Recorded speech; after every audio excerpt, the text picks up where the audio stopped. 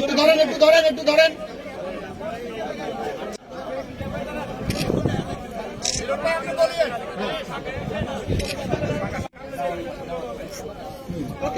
আস্তে আস্তে আস্তে আস্তে আস্তে আস্তে একটু থাকেন স্যার তাকাবেন উপরের দিকে, এদিকে তাকাবেন, এদিকে হ্যাঁ।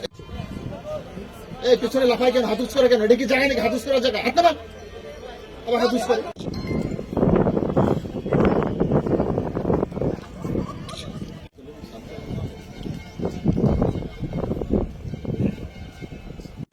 আমরা গতকালকে আমাদের বাংলাদেশ আমজনতা পার্টির আত্মপ্রকাশ হয়। এর পরপরই আমরা 1971 সালে যারা শহীদ হয়েছেন শহীদদের প্রতি শ্রদ্ধা নিবেদন করার জন্য আমরা সাভার স্মৃতিসৌধে এসেছি। আমাদের সাথে আমাদের ত্যাগী নেতাকর্মীরা রয়েছেন এবং আমাদের সম্মানিত আহ্বায়ক মহোদয় রয়েছেন।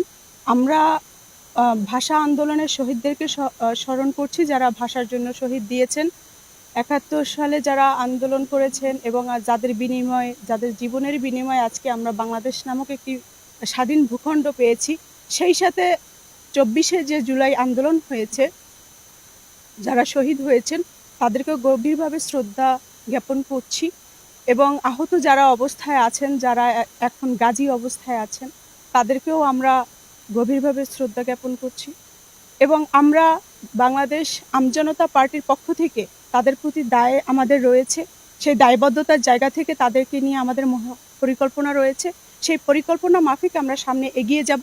সেই সাথে আপনি যেটি বলেছেন, বাংলাদেশ আমজনতা পার্টির আজকে বয়স একদিন হলো আত্মপ্রকাশে।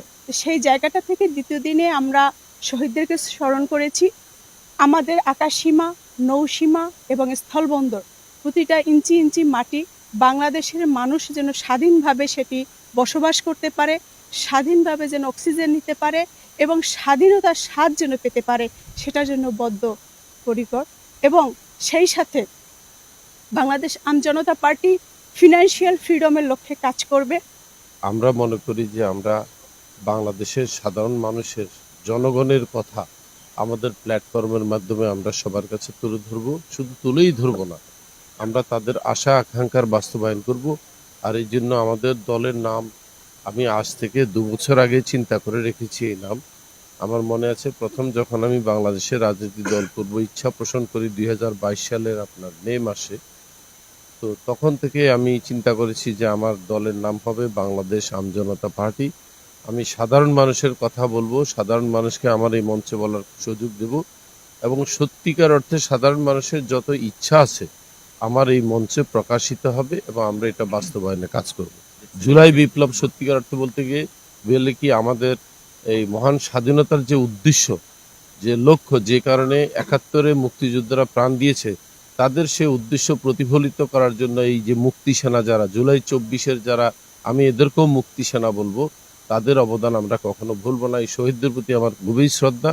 আমরা আগামীতে চিন্তা করেছি শহীদ পরিবারের সাথে আমরা যোগাযোগ করব, তাদের পাশে দাঁড়াবো এবং যারা এখন আহত হয়ে চিকিৎসাধীন আছে ইনশাল্লাহ খুব অল্প সময়ের মধ্যে আমরা তাদের সাথেও যোগাযোগ করে তাদেরও সহযোগিতা আমরা এগিয়ে আসবো ইনশাল্লাহ।